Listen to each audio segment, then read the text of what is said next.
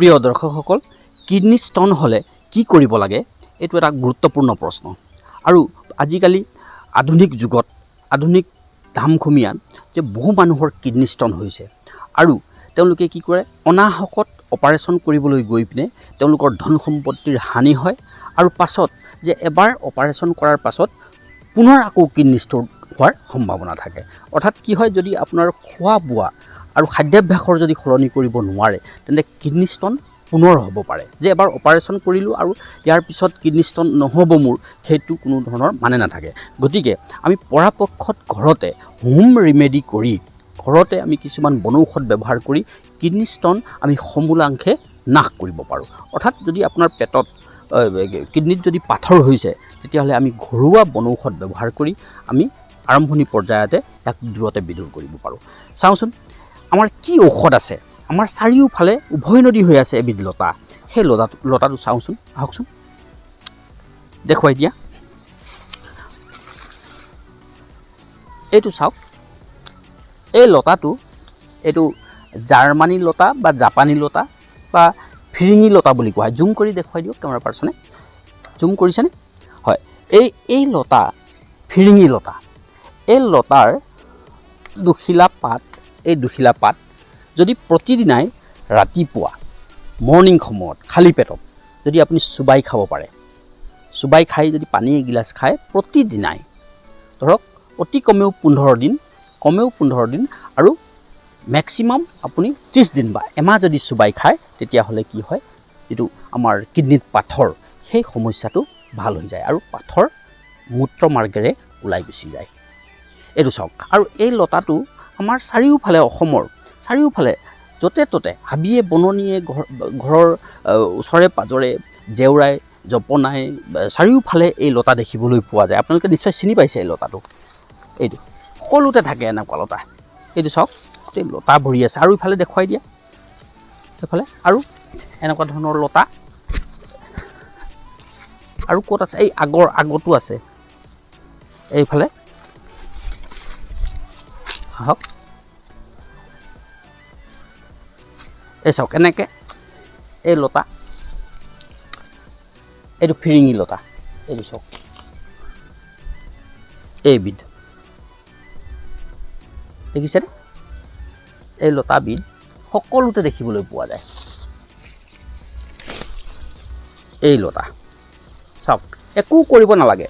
ৰাতিপুৱা খালী পেটত ইয়াৰ দুখিলা পাত এনেদৰে ছিঙি ল'ব, দুখিলা পাত ছিঙি ল'ব আৰু কেঁচাই ইয়াক চুবাই খাব আৰু তাৰপিছত পানী এগিলাচ খালে কি হয়, অতি কমেও 15 দিন আপুনি এনেদৰে খাই থাকিলে যে কিডনীত পাথৰৰ সমস্যাটো সম্পূৰ্ণৰূপে আৰোগ্য হৈ যায়। কিন্তু এইটো আপোনাৰ অলপ তিতা হয় খাবলৈ। এইটো বস্তু এনেও খাব পাৰি, কোনো ডাঙৰ কথা নহয়, এইটো খাব পাৰি। এইটো কিন্তু অলপ খাবলৈ তিতা হয়। যিসকলে খাইছে বা যিসকলে এতিয়া জানিছে যে আমি খাব লাগে বুলি বস্তুটো, এইটো খাই চাব, খাবলৈ অলপ তিতা হয়। মই অকণ খাই চাইছোঁ, অলপ তিতা ভাৱ হয় আৰু এটা মৃদু এটা গোন্ধও থাকে ইয়াৰ। গতিকে আপোনালোকে এই মাৰ্গটো বা এই এই উপায়ৰ দ্বাৰা আপুনি কিডনী ষ্টনৰ পৰা হাত সাৰি থাকিব পাৰিব। যদি আপোনালোকে এই লতাৰ পাতবোৰ খোৱাত যদি অসুবিধা পায় বা যদি এইটো তিতা খাব নোৱাৰোঁ বা এদিন খালোঁ, খাই পিনে আমি আৰু খাব নোৱাৰোঁ, বৰ তিতা হৈছে, তেতিয়াহ'লে মই আৰু এটা উপায় আপোনালোকক দিব পাৰোঁ। সেইটো এই উপায়তকৈ আৰু উৎকৃষ্ট উপায় সেইটো। অৰ্থাৎ যদি আপুনি এইটো কৰিব পাৰে ঠিকে আছে, কিন্তু আৰু এটা মই উপায় দিম, যিটো বস্তু এবিধ দালি হয়, এইটো কুলথি দালি বুলি কোৱা হয়। সেই কুলথি দালি খোৱাৰ মই বিধানটো এতিয়া মই আপোনালোকক শিকাই দিম। সেইটো যদি কৰে তেতিয়াহ'লে সেইটো কিন্তু উত্তম উপায়। সেই দ্বিতীয় উপায়টো মই আপোনালোকক দেখাবলৈ গৈ আছোঁ আৰু সেইটো আপোনাৰ খোৱাত কোনো ধৰণৰ অসুবিধা নাপায় আৰু খাবলৈও কোনো ধৰণৰ কষ্ট নহয়, তিতা নহয়, খাই আপোনালোকে ভাল পাব। আৰু সেইটোৱে যে 100% সেইটোৰ দ্বাৰা কিন্তু কি হ'ব, আপোনাৰ কিডনী ষ্টন অনায়াসে ওলাই গুচি যাব। এয়া চাওক,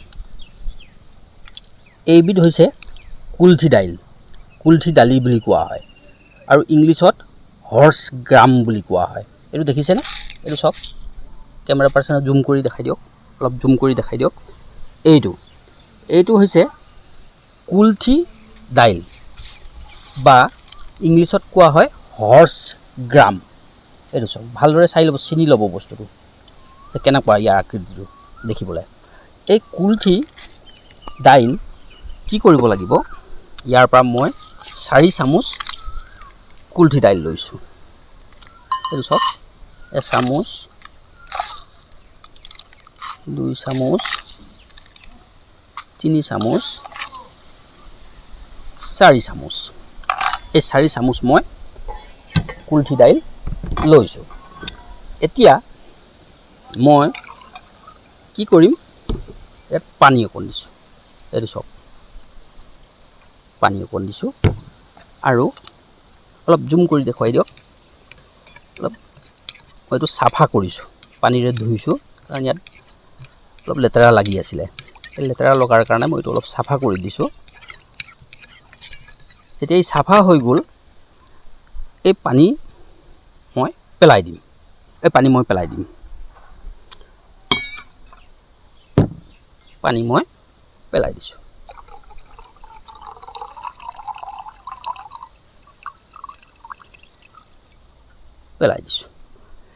ইয়াৰ পিছত এটা কাঁচৰ গিলাচ ল'ব। কাঁচৰ গিলাচত এই কুলথি দাইলখিনি ইয়াত দি দিব। এনেদৰে কুলথি দাইলখিনি ইয়াত দি দিব। 4 চামুচ ইয়াত দি দিব। তাৰপিছত ইয়াত মোৰ গৰম পানী আছে এই গিলাচত।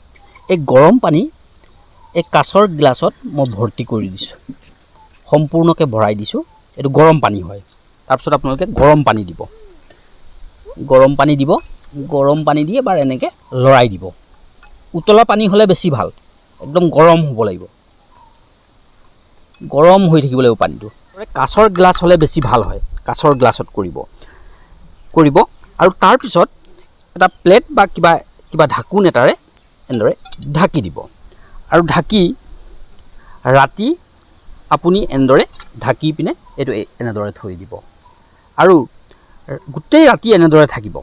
আৰু ৰাতিপুৱা শুই উঠি খালী পেটত কি কৰিব, এই পানীভাগ পান কৰিব লাগিব, অৰ্থাৎ পানীভাগ খাব লাগিব। এতিয়া চাওক, আমি এনেদৰে ৰাতিটো থৈ দিম আৰু ৰাতিপুৱা এই পানীটো আমি খাম। তেনেদৰে ৰখাৰ পিছত ৰাতিপুৱা আপোনালোকে এইটো খুলি দিব। এইটো কেমেৰা পাৰ্চন জুম কৰি দেখুৱাই দিয়ক।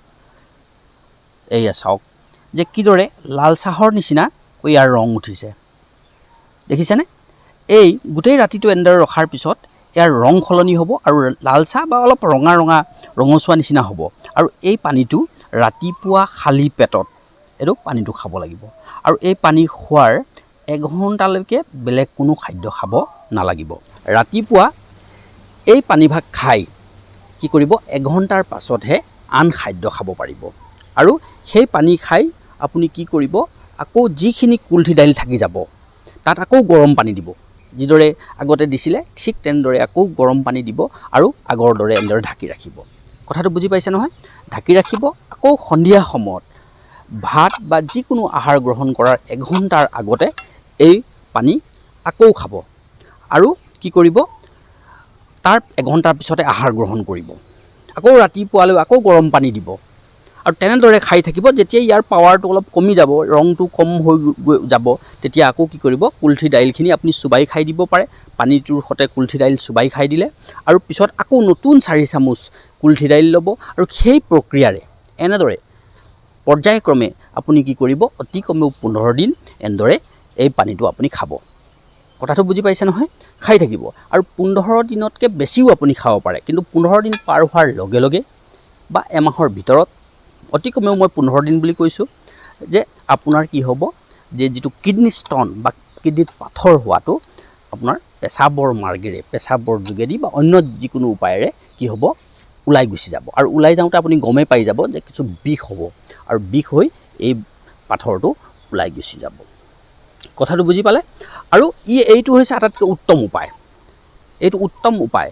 আৰু ই কিন্তু 100% কাম কৰে।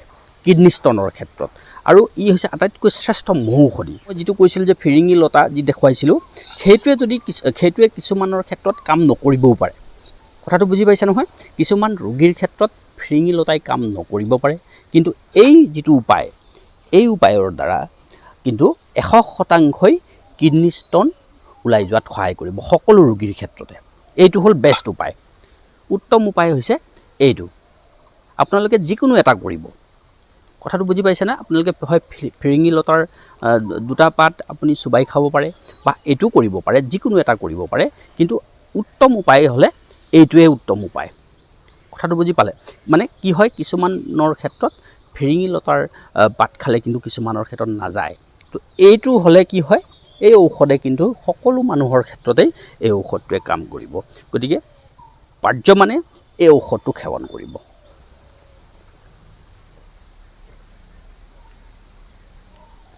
এইটো মই পান কৰি দিছোঁ মানে এই বস্তুটো যাৰ কিডনী ষ্টন নাই হোৱা সেইসকলেও পান কৰিব পাৰে মানে এনেদৰে পান কৰি থাকিলে ভৱিষ্যতলৈ কিডনী ষ্টন হোৱাৰ সম্ভাৱনাই নাথাকে অৰ্থাৎ যিসকলৰ কিডনী ষ্টন হৈছে কিডনীত পাথৰ হৈছে তেওঁলোকৰতো ভাল হ'বই কিন্তু যিসকলে ধৰক এনেদৰে যদি মই যিদৰে পানীটো খাই পেলালোঁ ঠিক এনেদৰে যদি বেলেগ মানুহেও যদি খায় তাৰ একো অপকাৰ নকৰে কোনো ছাইড এফেক্ট নাই আৰু তেওঁলোকৰ কি হয় ভৱিষ্যতে কিডনী ষ্টন নহয় গতিকে এইটো বেষ্ট ৱে খাবলৈ কিমান বেয়া নহয় অতি সুন্দৰ খাব পাৰে গতিকে মই ভাবোঁ এই উপায়টো আটাইতকৈ উত্তম উপায় কাৰণ খোৱাত আপোনালোকৰ কোনো ধৰণৰ অসুবিধা নহয় গতিকে আৰু এটা উপায় আছে যিটো মই সাধাৰণভাৱে কৈ থওঁ যিটো আমাৰ গাঁৱত খুব প্ৰচুৰ পৰিমাণে পোৱা যায় যিটো কয় পাতে গজা বা দুপৰ টেঙা যদি প্ৰাৰম্ভিক পৰ্যায়ত থাকে কিডনী ষ্টন তেতিয়াহ'লে যে ৰাতিপুৱা দুখিলা পাতে গজা বা দুপৰ টেঙাৰ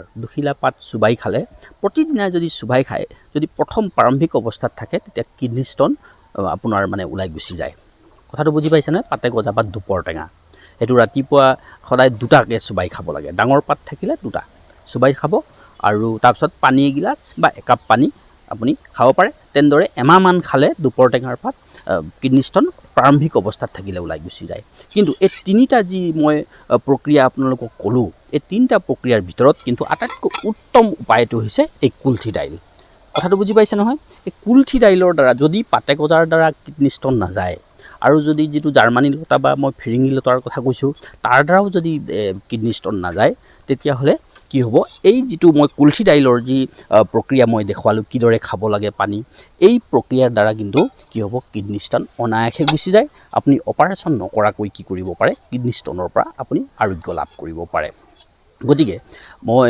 জ্ঞানমল গুৰুজী এই চেনেলৰ ফালৰ পৰা সকলো অসমবাসীকে স্বাগতম জনাইছোঁ আৰু আপোনালোকে যদি আমাৰ এই ভিডিঅ'টো ভাল পাইছে আৰু ভৱিষ্যতলৈ যদি এনেধৰণৰ স্বাস্থ্যসন্মত ভিডিঅ'বোৰ পাবলৈ আশা কৰে তেতিয়াহ'লে আপোনালোকে আমাক কমেণ্ট কৰিব আৰু চেনেলটো ছাবস্ক্ৰাইব কৰিব লগতে কাষত থকা যি বেল আইকন সেইটো ক্লিক কৰি অল কৰি থ'ব যাতে আমি আগলৈও এনেদৰে লগালগি হ'ব পাৰোঁ আৰু আমাৰ মনৰ কথাখিনি আপোনালোকৰ আগত উপস্থাপন কৰিব পাৰোঁ আপোনালোকেও কমেণ্ট যোগে আমাক আপোনাৰ সমস্যাৰ বিষয়ে অৱগত কৰিব আৰু তেতিয়া মই সেই মৰ্মে আপোনালোকক বিধান দিবলৈ সদায় প্ৰস্তুত থাকিম গতিকে আজিলৈ ইমানেই সকলোকে মই চেনেলটো ছাবস্ক্ৰাইব কৰিবলৈ অনুৰোধ জনালোঁ ধন্যবাদ